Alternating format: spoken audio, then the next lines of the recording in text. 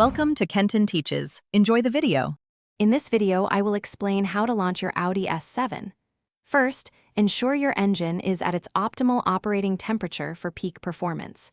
Next, select the dynamic drive mode, which is crucial for engaging the launch control system. Also, make sure your transmission is in sport mode.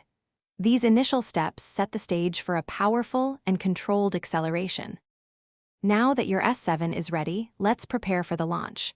With your left foot, firmly press and hold the brake pedal. Simultaneously, use your right foot to fully depress the accelerator pedal. You should feel the engine revving and building boost.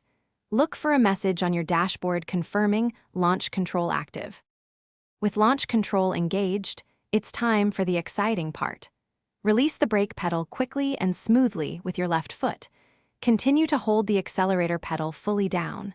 The car will manage the wheel spin and gear shifts for optimal acceleration. Remember to keep a firm grip on the steering wheel as you accelerate. After a successful launch, allow your Audi S7 to shift through its gears automatically. There's no need to manually intervene. For safety, always practice this in a controlled, legal environment away from traffic. Remember, repeated launches can put stress on your vehicle's components, so use this feature sparingly.